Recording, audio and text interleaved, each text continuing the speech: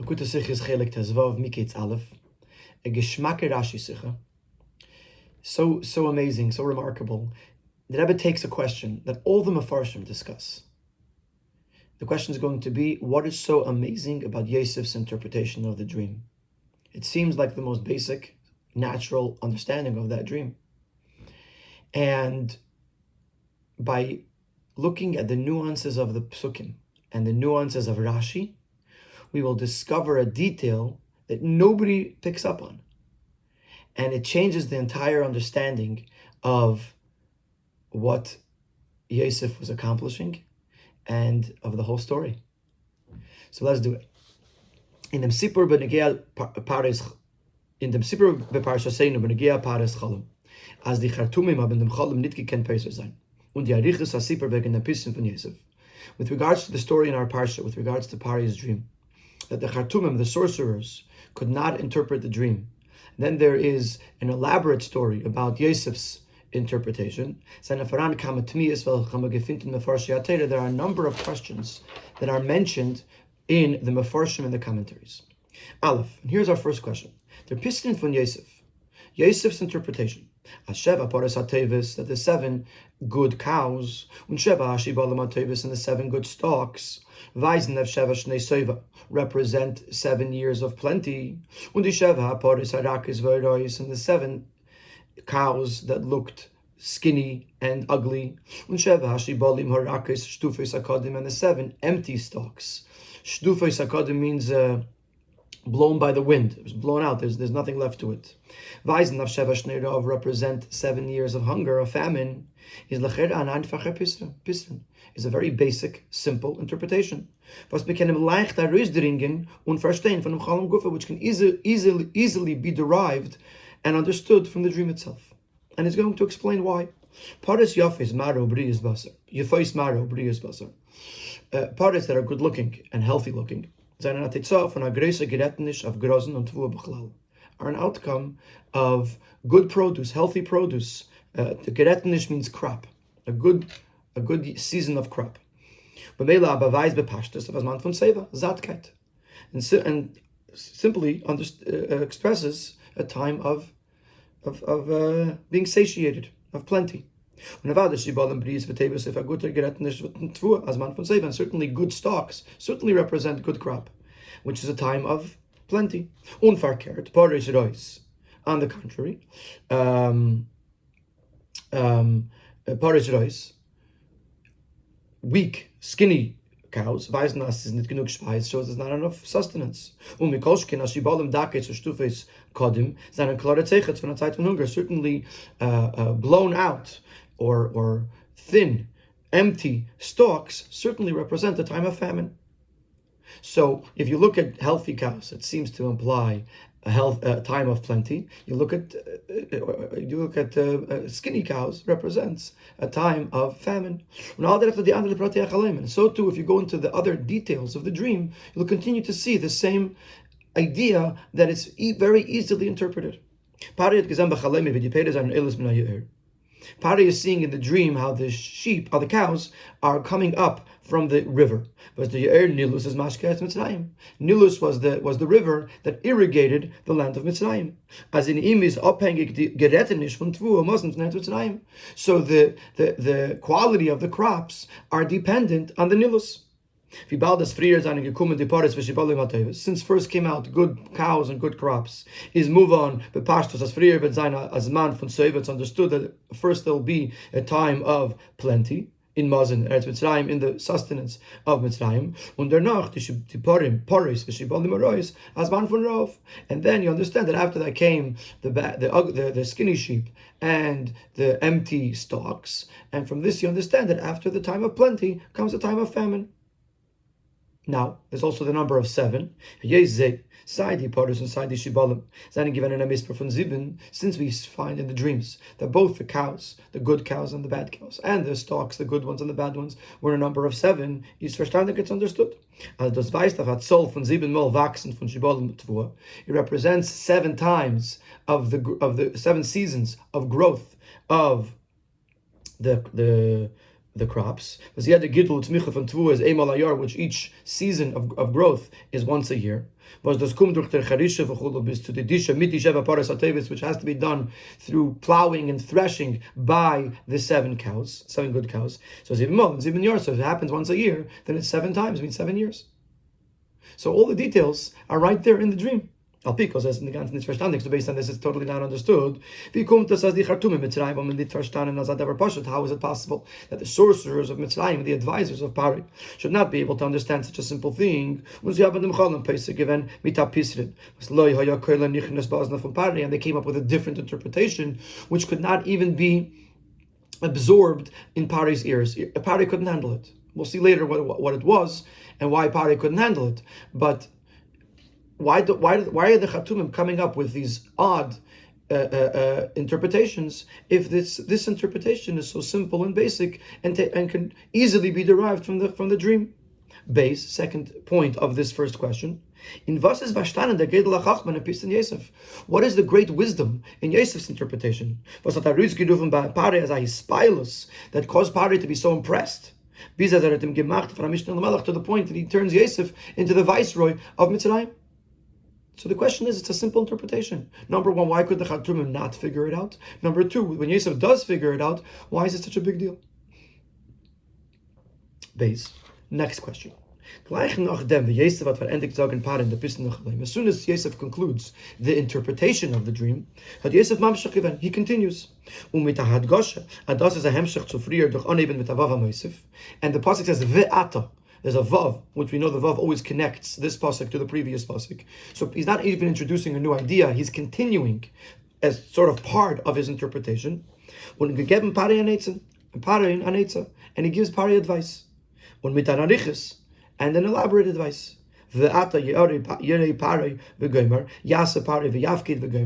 should see to it, he should appoint officers, and he gives Pari the advice of collecting food in the 7 years of plenty to have for the 7 years of famine. Seemingly, how does Yosef get involved in the matters of the kingdom? All Pari asked was for the interpretation of the dream, but not advice in running the kingdom. Especially if you realize that Yosef just came out of jail. I mean, Yosef was a commoner, or worse, a criminal, as far as they saw it. And all of a sudden, he's giving advice. The first was talking. Das was Yosef hat Moshe given the Eitz Ve'ata Yarei Pari V'Gomer is weil der Mit hat Masber given Pari in dem Tam V'Tachlis von dem was der Eberst hat bewiesen Pari in Cholem Asher Ha'elikim Eise. Also das ist nicht Tam, wichtig zu Mitzara zu sein, nur mit der Kavane als Yasa Pari V'Yavkid P'Kidim. So the first one explain that the reason that Yosef adds in this advice is because he was trying to explain to Pari what's the purpose of Hashem telling you this dream. He doesn't just want to scare you. He's not just trying to tell you that scary times are coming. He's actually giving you practical advice. He's telling you you should know that the times of famine are coming, but you'll have an opportunity to collect food and sustenance for those years. So the Mepharshim explained that part of the interpretation of the dream is Yosef telling Pari, why is this dream coming to you? But this is not masbik, but this is an insufficient explanation. But demol that Yosef gedarf sagen meforish, as the town was the Eberstertum das bewiesen is to leave Ata Yirei Gomer Yasa Pari Gomer. Then Yosef should have said so. Just like later on he says the reason why the dream comes twice. Should have said the reason why this dream is coming to you is for practical reasons. But he doesn't say that. He just goes straight into the advice. So we're back to our original question: why does Yosef feel the need and the right to get involved in the matters of the kingdom and give Pari advice? Gimel. Next question. Since Pari was very anxious, was very nervous, it came because the fact that Pari did not have an interpretation for the dream. And this is why they took Yosef out of the pit, to be able to interpret the dream. So after Yosef interprets the dream, the words were pleasing. Which davar? It's referring to Yosef's advice. In the eyes of Pari. It should have said that the interpretation was pleasing to Pari. Und das wird im Ganzen nicht erwähnt. It's not even mentioned. So Pari was bothered by not understanding his dream. He brings in a guy to interpret the dream, who adds in at the end advice. Pari gets excited about the advice, and he's not even excited about understanding the dream. The fourth question is something that's a huge question. Since these three questions. Number one, what's so great about Yosef's interpretation? Number two, why does Yosef add advice to Pari? And number three, why does Pari acknowledge the advice more than he acknowledges the interpretation? These are questions in Pashto Pshat, and simple understanding of the Psukim. Why do we not find any explanation or answers to these questions in Rashi? Which is the chief commentator of the Torah, when and Rashi is the one who explains everything, any difficulty, any question, Rashi comes to explain, and here he sort of ignores the whole thing. Therefore, we must conclude, as the bir b'kol anal is moving me'atzmei al pi pshuto shemikra, that this explanation is self-understood. Oder it is merumas in Pirish Rashi, or Rashi answered it by alluding to it somewhere in something that he says elsewhere. In other words, it can't be that Rashi would ignore it. Either if Rashi ignores it, it's because Rashi feels that it is not a question, or if Rashi feels it's a question, Rashi says, I already answered this. There's no need for me to say it out again because it's answered in another Rashi. So the question that he's going to have is it self-understood? Seemingly, it does not seem to be self-understood. Many of the Mefarshim ask this question.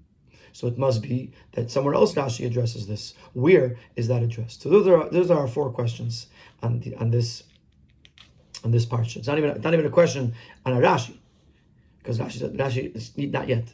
Rashi didn't say anything. The question is, why does Rashi not say anything? Question one is, what's so great about the interpretation of Yosef?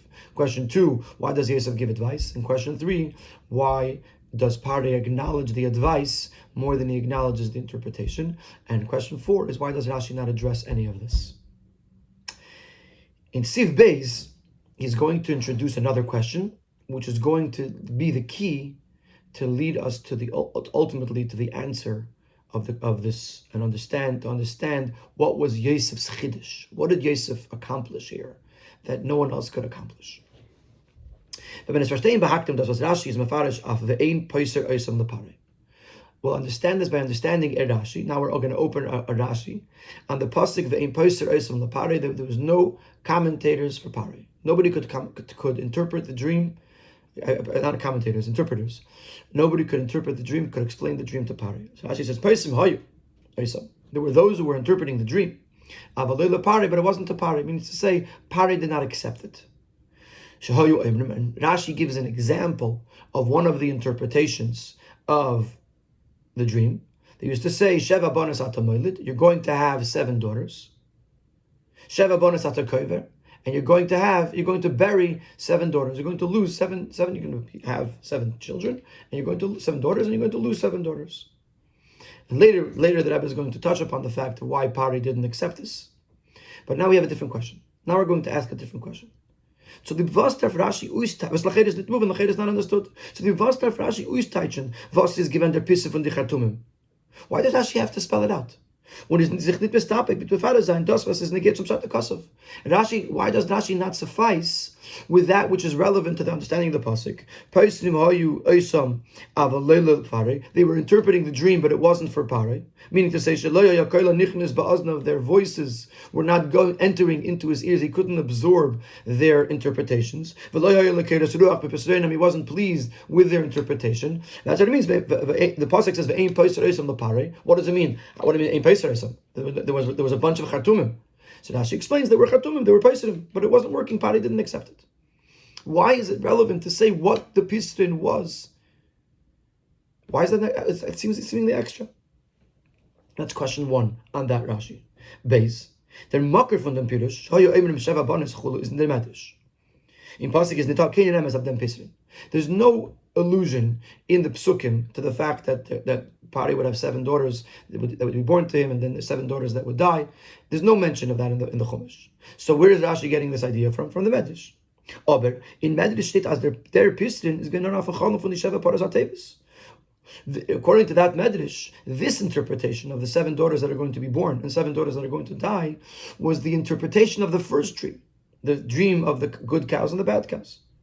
Und der noch is the medrash mamshich, but then that very medrash continues. V'chein amru, and so too the Chartumim also said, Sheva shibalim hatovis, the 7 good stalks are Sheva malchias, are 7 kingdoms ata mechabesh, or I'm not sure how to read that word, but you're going to conquer.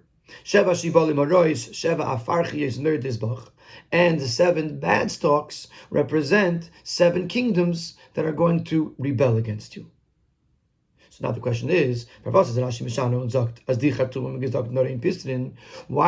change and say the Chartumim said 1 piston? In other words, not only does Rashi skip the second piston, the second interpretation, but the implication from Rashi is that there was only 1 interpretation to both dreams, just like there is in actuality, as we'll see later.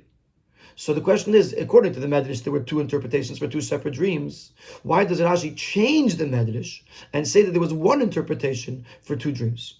Ubefrat, especially, as a pashtus legt sich as die zwei chalemus und pari weisen auf 2 inyanim.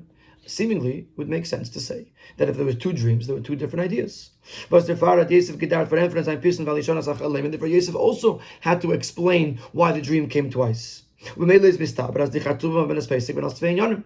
would make sense to say that the Chartumim interpreted the dream as two separate interpretations, 2 separate messages. So why does Rashi not go along with that? Why does Rashi change that and tell us that there was only one? There was only 1 interpretation. So we have 2 questions. Number 1, does Rashi say anything?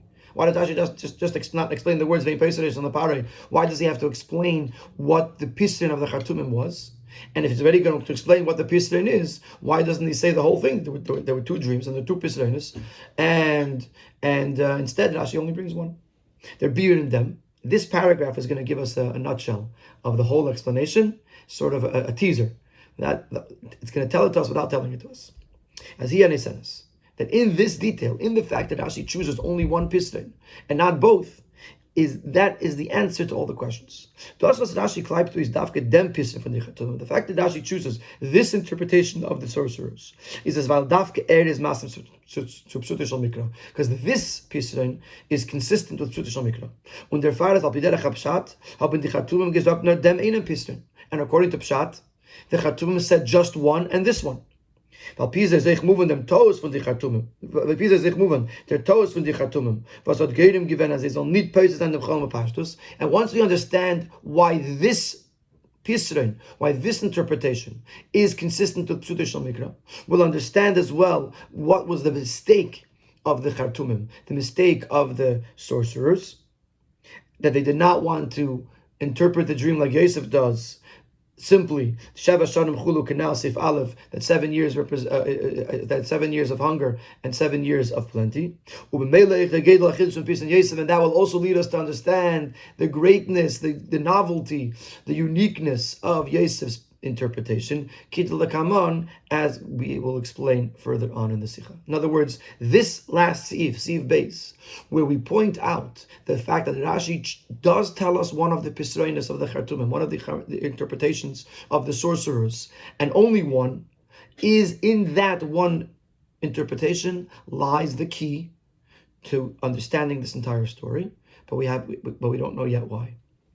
Before we actually get to the Pisrein, in Sif Gimel and Sif Daled, we're going to try to bring up other Mefarshim that address the initial question of what was the greatness of Yosef's interpretation and why could the Chartumim not come up with it. We're going to try 2 different ones, one in Sif Gimel, one in Sif Daled, and both of which we are going to refute. And then we'll have no choice we'll be back at our original question, and we'll have to go back and answer that. Sif Gimel. Leighton Diuk in Pirush Rashi is eich muvan. As the Pirush Rashi can nit sagen wie in Medrash, as the Chiddush von Yosef is in Haschalas HaLashon von sein Pisten Chaleim Pari Echadu. In other words, we just explained in Sif Beis that according to the Medrash there were 2 interpretations. According to Rashi there was 1 interpretation. So maybe Rashi is coming to tell us that the Chiddush of Yosef was that both dreams lead to only 1 interpretation, and not like the Chartumim, who, according to the Medrash, understood that the 2 dreams led to 2 different interpretations. Und nicht wie die Chatumen, wenn angenommen wird, Pirush HaMedrash, als der Chalem von die Paris und der Chalem von die Shibalim sind zwei verschiedene Chalemis mit besonderen Pesrenim, that according to the Medrash, the Chatumim held that there were two dreams with two different interpretations. And that's why they didn't explain the dreams simply, because they had to figure out two different things. In other words, according to the simple interpretation, both dreams lead to the same interpretation. So maybe we could say that Rashi is coming to tell us that the chiddush of the Chartumim, the chiddush of Yosef's dream, was that both dreams lead to the same interpretation. However, you can't say that. Why? Rashi sagt befehlisch, shahayu emrim, sheva banas atamelid, sheva banas atakever. Und ist nicht meistens aber so unterpissen von der zweiten Chalem. Rashi doesn't tell us that the Chartumim had a second interpretation. Rashi explicitly tells us that the Chartumim only had one interpretation. Is muchach kenal as Pirush Rashi, psutish shel mikra v'leimed Rashi, aber nicht die Chartumim verstanden as a Chalem besteht von ein beteichen. So we understand from that according to Rashi, even the Chartumim agreed that there was only one interpretation. So you can't say that Rashi is coming to tell us that Yosef was coming to tell us that there's only one interpretation, and not like the Chartumim who held that there were two interpretations, because Rashi doesn't hold that. Rashi holds that according to psutish shel mikra, there was only one interpretation, and even the Chartumim knew that, which is why Rashi only brings one interpretation of the Chartumim. And therefore, we cannot say that Yosef's chiddush is that there's only one interpretation, because even the Chartumim knew that as well. So that refutes one suggestion. Yosef's chiddush is not the fact that there's only one interpretation. Dalet.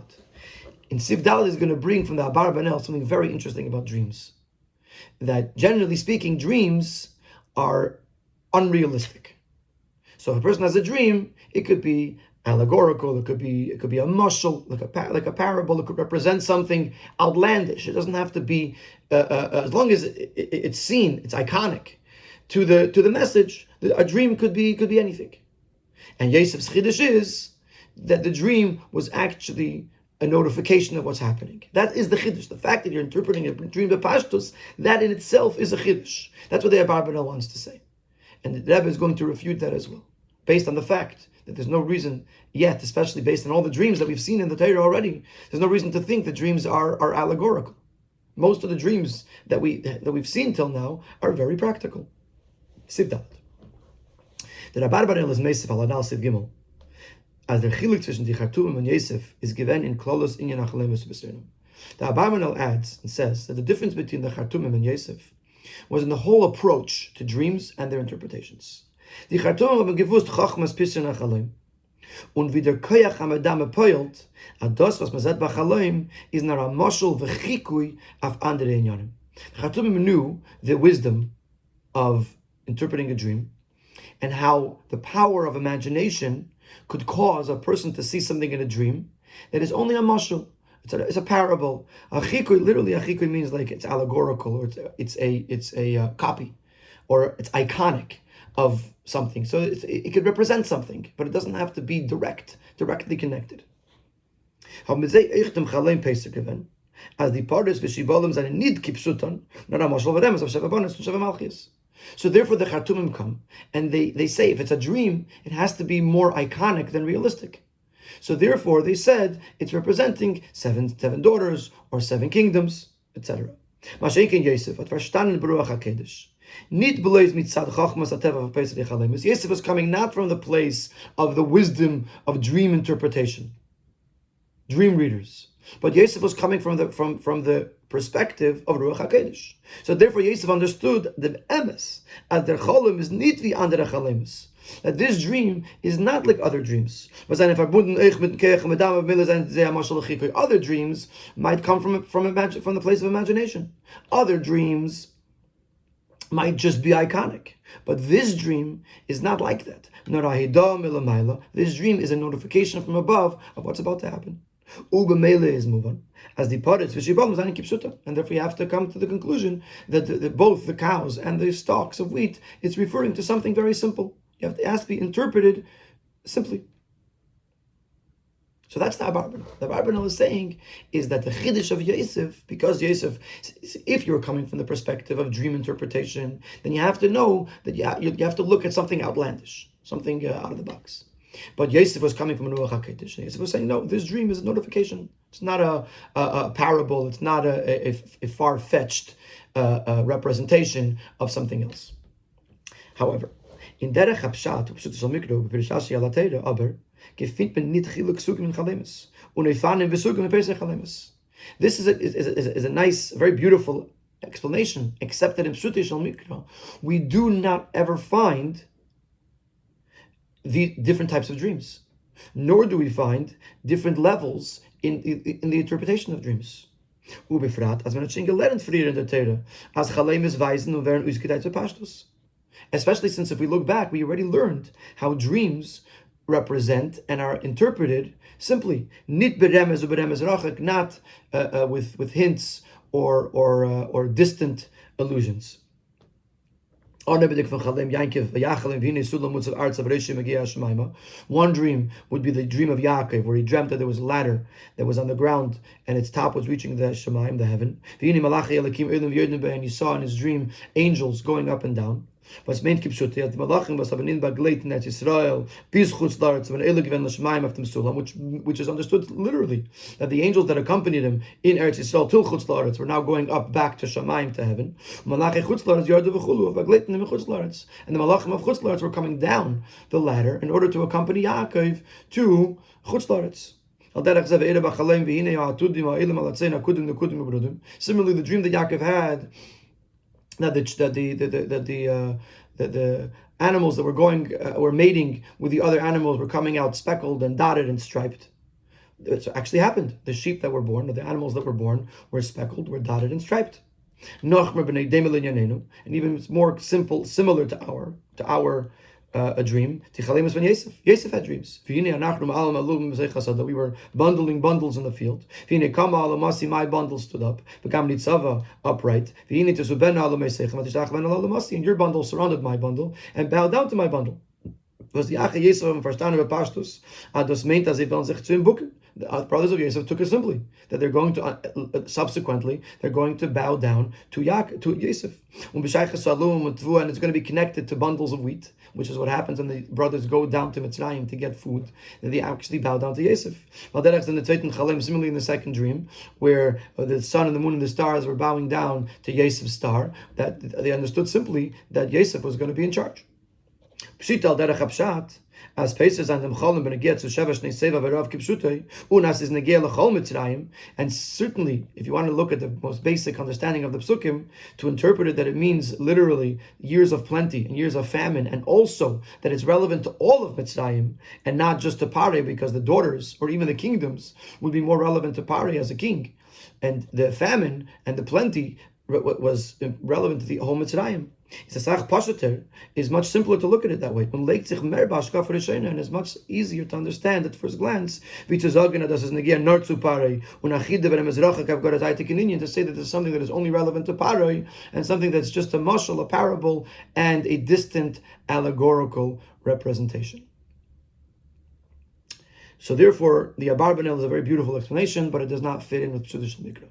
So we're back to our original question Aleph of the Sikha. What is so amazing about Yosef's interpretation? Why could the Khartoumim not discover that interpretation, and only Yosef could? And why was Yosef Apari so excited with it? What are we missing? What is the detail that we're missing? Der Bir Bazeh, and here is the explanation. Sifei. Der Ikir Schwerigkeiten Cholim, was mit Zadem, aber die Khartoum mit Pesach, wenn Cholim Kipshute. As far as Hatevis v'chulu, Vaisnev Seva and Mazin v'chulu, the main question, the main difficulty that we have with the dream, which is the reason why the Khartoumim could not conclude that the interpretation of this dream is to be understood simply, is in the Hemshech HaChaloim, is from the continuation of this dream, where it says, "V'hinei sheva paras acheres, eilis achrei menei," and behold, 7 additional cows come up from the river. Re'ois mare v'dakis basar. They look bad, they're ugly, and they're very thin, skinny. And they stand beside the other pares, the fat pares, the healthy-looking cows that were on the riverbank. So if the skinny cows represent the 7 following years, the years that followed the years of plenty, is wie können sie sein zusammen mit die Paras HaTevis? Was seine Namen auf die vergangene Shevesh Neseva? How could they be together with the fat and healthy cows, which represent the 7 years of plenty that already passed?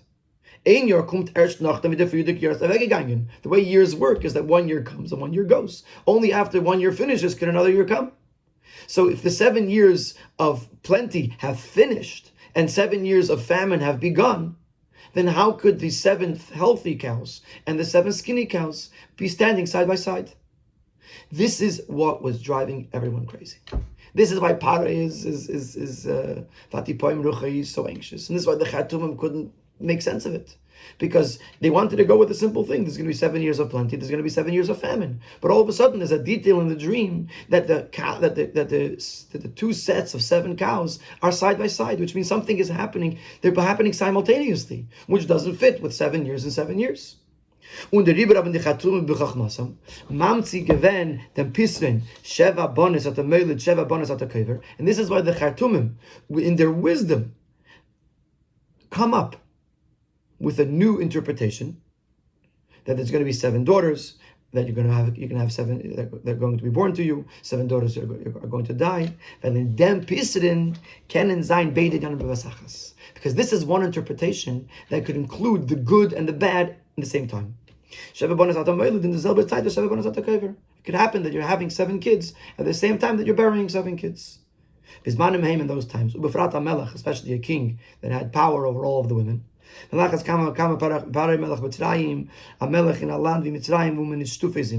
Pari was the king of Mitzrayim.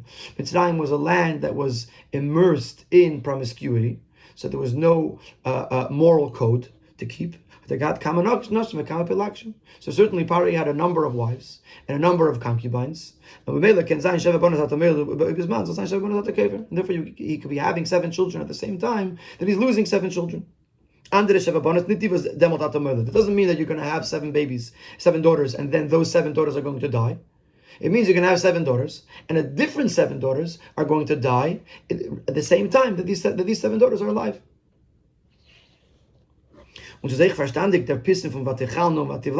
This also works very well with understanding that the 7 healthy cows ate and swallowed up the 7 skinny cows. Because the pain and the sadness of burying 7 daughters verschlingt und nimmt zu die Simche von die 7 Bonos at the Meiler, that swallows up and it takes away from the joy of having babies. Masha Enkein, Sheva Malchis at the Mechabesh, Sheva Favarchis Merdesbach, but the interpretation that the Medrash brings, that you're going to conquer 7 kingdoms, and 7 kingdoms are going to rebel against you, is something that's very uncommon. Although Zolzainen ain't cited in the same time, can move on as ein Melech. It's understood that one king does not go to battle with 7 kings at the same time. First you conquer one country, then you conquer another country, and so on and so forth. But to go up against 7 lands, 7 countries at the same time is extremely unusual. So therefore, this the second mashal that the Medrash brings does not fit with this, does not respond to this problem. We're looking for something that has the good and the bad happening at the same time. So the first mashal of the Khartoumim, the 7 daughters being born, the 7 daughters dying, which can happen at the same time, that works with the fact that the 7 fat cows and the 7 skinny cows were standing side by side on the riverbank. But the second mashal doesn't work. Und das ist der Tam, was Rashi bringt in Pisah v'ti Chatumim. One of our questions was, why does Rashi even mention it? Why does Rashi bring the interpretation of the Chatumim? Now we understand why Rashi brings it. Sheva bonas at Amel v'sheva bonas at Kever. Und sich nicht mistapik mit dem Etzem Pirush Leia Keil Nichnas, and does not suffice with the main point that their voices were not being absorbed, were not being internalized by Pare. Because by telling us this Pisrein, this is how Rashi tells us why the Khartoumim could not interpret it literally. That it's referring to 7 years of plenty, 7 years of famine. The way Yosef did ultimately interpret it. The fact that Rashi brings this pirush is to tell us that we're looking for something that has the two things, the good and the bad, happening simultaneously. So therefore Rashi brings us this pisrein and says, and alludes to it, doesn't say it clearly, but helps us understand that the reason the Chatumim did not use the simple understanding is because they're stuck. They're looking for something where the good and the bad happens at the same time. So in Siv Beis, where we asked the two questions, we now understand the answer to both of those. Number one, why does Rashi tell us the Khartumim? Because Rashi, the Pisrin of the Khartumim, the answer to that is that Rashi wants to tell us that the hardship of the dream was the fact that the good and the bad were standing side by side. So therefore Rashi has to tell us what's bothering us. Therefore he tells us this Pisrin. The reason Rashi doesn't bring the second pisrin is because the second that the Medrash brings is because that one does not address this issue of the simultaneous good and bad. So the question is, how does Yosef help this? How, if the literal interpretation it would mean that the first came 7 years of plenty and then came 7 years of hunger, and the word simultaneous, obviously there was first this and then that, then how does Yosef's interpretation work?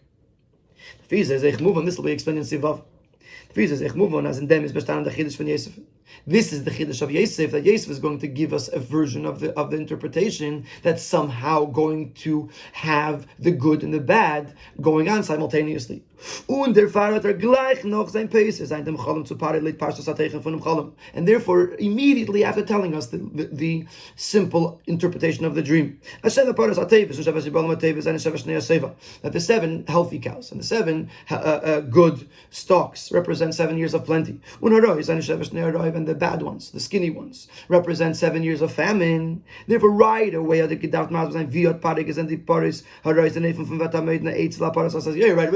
still has to explain what are they doing side by side. Which because of that the Chatumim gave a different interpretation. So Yosef gives the simple interpretation, but he hasn't yet explained why are they side by side. And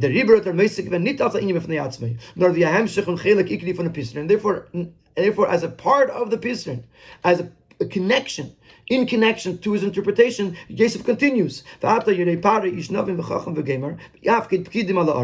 should see to it to find a knowledgeable and wise man, and he will appoint officers over the land. He'll divide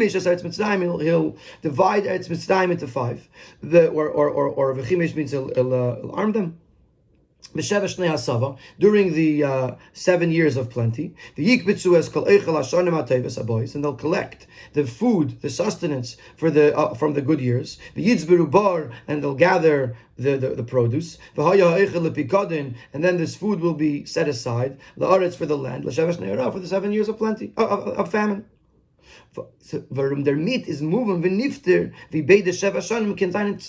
This explains to us and interprets to us how you could have the 2 sets of 7 years happening at the same time. If from the very beginning of the 7 years of plenty you're already worrying about and concerned about the 7 years of famine, already at that point we're gathering treasure houses of wheat for the 7 year of produce for the 7 years of famine.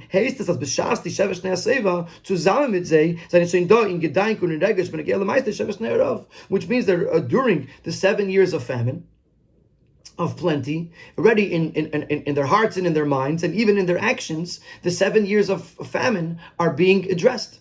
When during the 7 years of famine, you're at the very same time experiencing the plenty, because then they're being fed and sustained by the 7 years of plenty, so you understand that they're happening at the same time.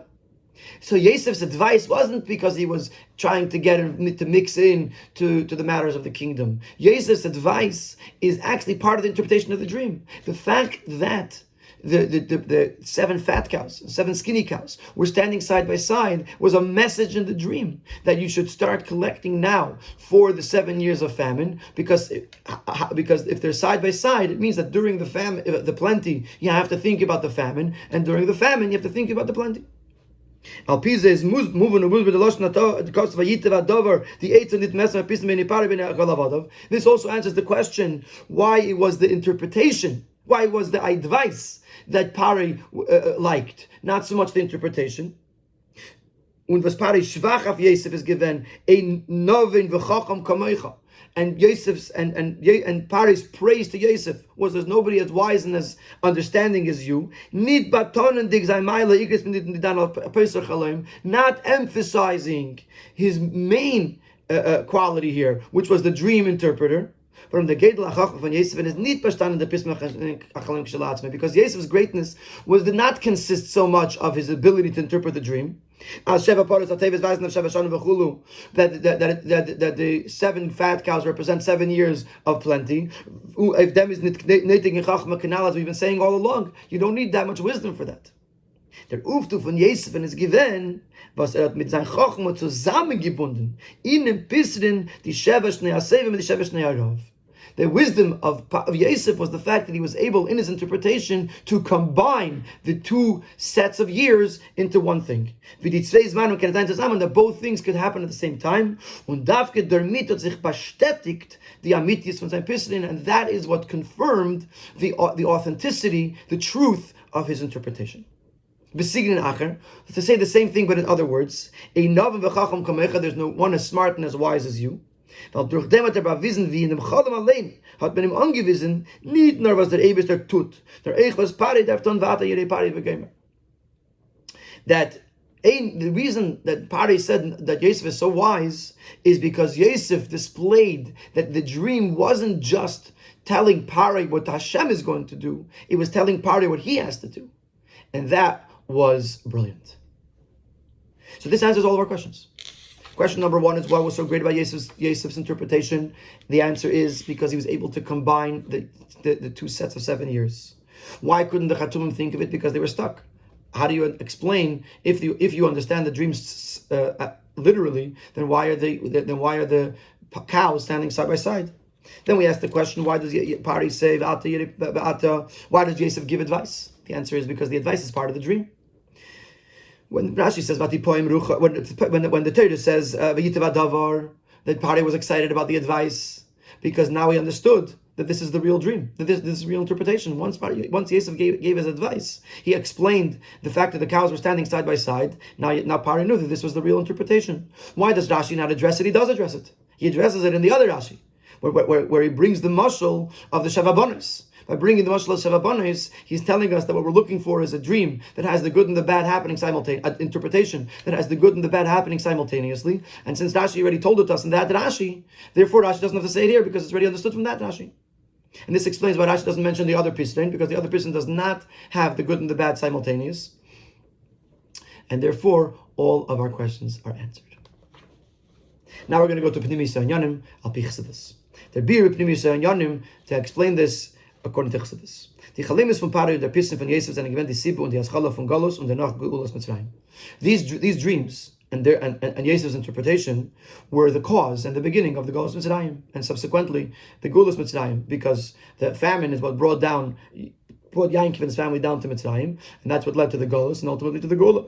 Dies ist verstandig eichen Pashtus, warum sie haben erführt, dass Jesus gewann der Shalat ala Oretz, because these dreams led to the fact that Yosef should be the leader of the land. Und das hat gehen gewann, als Yaakov Abonam was angekommen in Mitzrayim, which led to the fact that Yaakov and his children should go down to Mitzrayim. Therefore, is moving from this we understand, as in dem Teichen a person nach Aleim is merumus und kommt zum Ausdruck the Inyan HaGolos v'Geula, that in the dream and the interpretation of the dream represents the idea of Golos and Geula. In other words, not only is there a dream that's talking about Golos Mitzrayim or what's going to happen, not Golos Mitzrayim, the hunger in Mitzrayim, but actually there's something here that's relevant to all of the Golos and Geula. The Hasbari in them, and here's the explanation.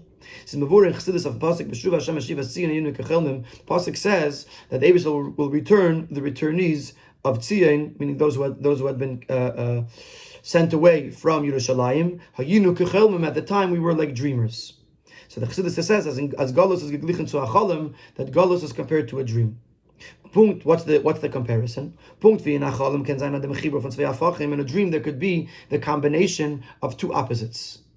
a contrast. In other words, you could be in your dream. You could be in one place, and you walk out the door, and you're somewhere else. You could, the very famous Mashal Chassidus is a pila b'kupa de machta, an elephant in the eye of a needle. Which this is huge. This is tiny. Nevertheless, the Cholam has no problem containing two opposites. This is exactly how it is by Yid during Galus. As demot can that by the Yid there is two opposites taking place in his conduct at the same time. On the one hand, there's an avetz elokus beis tefillah, a love to Hashem, to elokus, to godliness during davening. At the same time, there's anxiety from engaging in worldly matters during the day. When the Rebbe is the Cholon from Pare, was weist af und is die Aschala von Galus, given the Galus, die Schabes von the Zwei Afachim, and therefore in Pare's dream, which is the initiation of Galus, we see the combination of the two opposites. That the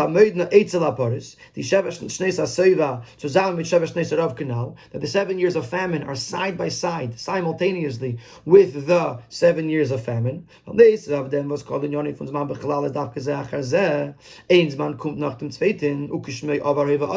all, the whole idea of two time periods happening at the same time is incongruous, is two opposites, because the whole idea of time is past, present, and future. So you can't have two times happening at the same time. The fact that both times, these 7 years and these 7 years were happening at the same time, is already incongruous. But in addition to that,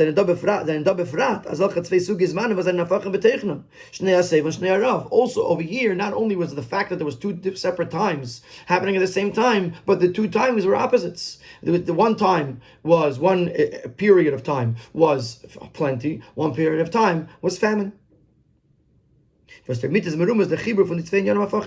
represents the combination, the combining of these two opposites in the Yid. The years of plenty represent a love to Elokus, to Hashem. And the years of famine represent the anxiety, the concerns of livelihood. So the dream of Pare represents Galus. It represents the fact that a Yid in Galus is struggling simultaneously with plenty and famine. On the one hand, there's Navat Elokus. On the other hand, there is Parnasa, there's worldly things that are pulling him down, and the Yid is struggling with combining the two in his life. Now let's move on. Was the piece of Yosef is going to be in the Kishav Chibur of the Tzvi Afachim. Now we understand that Yosef's interpretation was made up primarily of the combining these two things. In other words, the fact that Yosef told us that there was going to be 7 years of famine and seven years of plenty, that aspect was not the greatness of Yosef, like we said before. The greatness of Yosef's interpretation was the fact that he found a way to explain how both opposites could happen at the same time. So now that we understand that the two opposites represent Golus, and the struggle that a Yid has during Golus to try to house within himself both the Avat Elokus and his engagement with Parnasa, with the world. Well, this will help us understand why Yosef's interpretation consisted of bringing together the two opposites. It says, Mavur in the Drushim, the Tam was Yosef Dafkas ben Pesach Chalemus, and Chassidus explains why was Yosef the one to interpret the dream. And not just here, Yosef also interprets the dreams in jail of the Sarah Mashkim and the Sarah Oifim. Yosef becomes a Pesach Chalemus. What is unique about Yosef that he is a Pesach Chalemus, that he is a dream interpreter?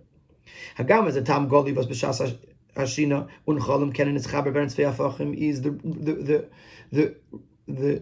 revealed reason, the more understandable reason why it is possible that when a person is asleep and they're dreaming, they are able to bring together two opposites. Because then his seichel, the power of the person's intellect, is dormant. And what remains is the power of imagination, and imagination is limitless. Once you're imagining things, you can go anywhere because it doesn't have to fit into seichel. Which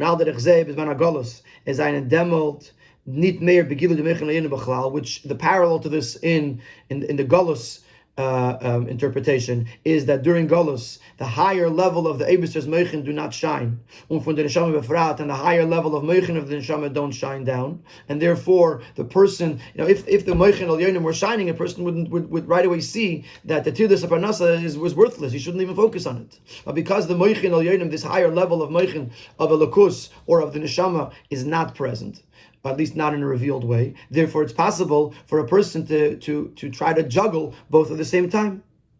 So that's the more revealed reason why a dream has these dichotomies.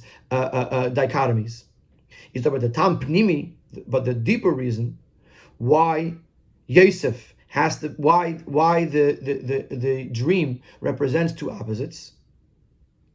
Weil dafke der Sheidish von Zman HaGolus is in a hechere madrege nit vi Zman HaGolus, because the root of Golus is higher than not Golus. Just like we said last week, that Yaakov, the Sheidish of Esav is higher than Yaakov. The Sheidish of Golus is higher than not Golus. And to use the Kabbalistic terms, in B'chinis Igulim, was es hecher fares Chalkus von Kaven von Milo Mata, Punkt wie in an Igul, Kipsute, was es Nitak in Reish V'Seif. Chassidus, it explains that there's two levels. There's kavin, there's a straight line. In a straight line, you're going to have a top and a bottom, which automatically means that there's levels, because the top is on a higher level than the bottom. Then you have an eagle. An eagle is a circle. A circle doesn't have a top or a bottom. There's no beginning, there's no end. A circle represents a level that is not subdivided into levels. There's no hischalkus. There's no division of levels. It's similar somewhat to Makif and Pnimi, where Pnimi it is an internal manifestation, and therefore it has to fit into the person or into the world. Therefore it has to acknowledge different levels, and different people or different worlds are going to get a different level of revelation. While Makif, since it encompasses but doesn't go inside, the same level could encompass many different worlds, many different people. So using that thinking, Kav, a straight line, represents a level of alakus where there's higher and lower. Igulim represent a level where there's no higher and lower. So if there's no higher and lower, then there's no opposites. There's no division. It can all happen at the same time.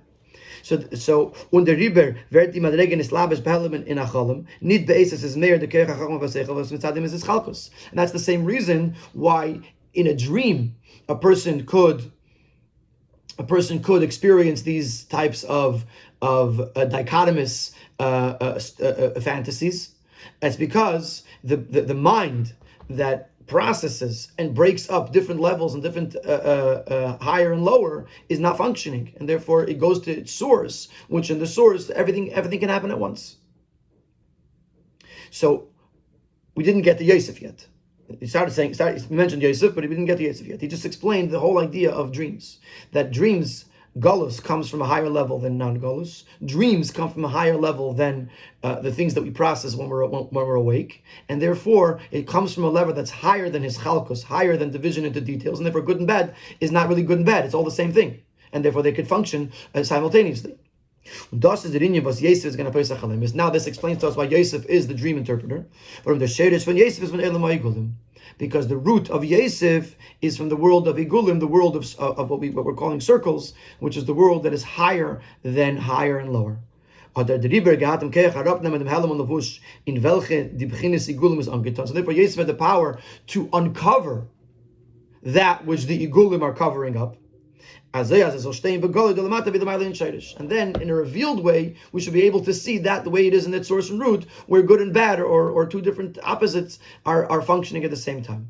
In other words, Yosef has the power, because he comes from the world of Igulim. He has the power, because in the end of the day, the Igulim, even though they're from a higher source, what they're doing is they are making stuff up where opposites are happening at the same time, and the Seichel can process it.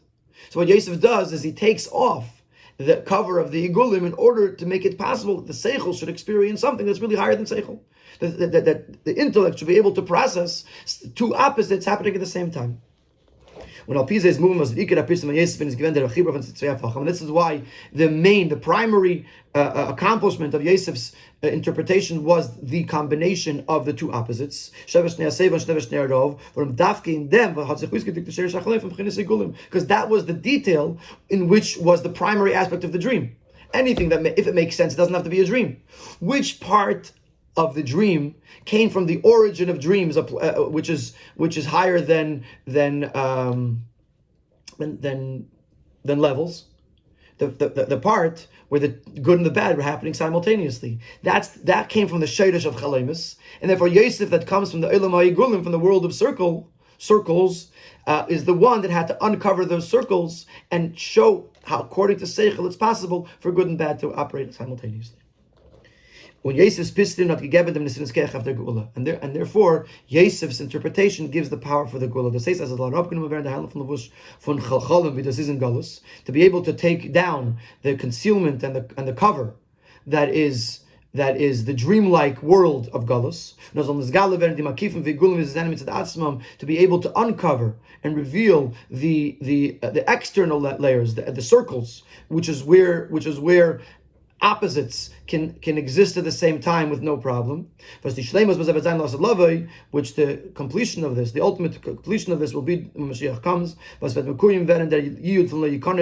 Your teachers, your will not be covered up. That's the promise of when Mashiach comes. On alavush, there won't be any covers, because now Seichel can't process it. Seichel can't combine Elokus and Olam properly. But when Mashiach comes and the covers will go down, Seichel will be able to process godliness and worldliness in the same simultaneous time and space. And that day Hashem will be one everything. Just the way I'm written down, which is just the way I'm manifested in this world. That is how I will be referred to. That is how I will be seen, and not just the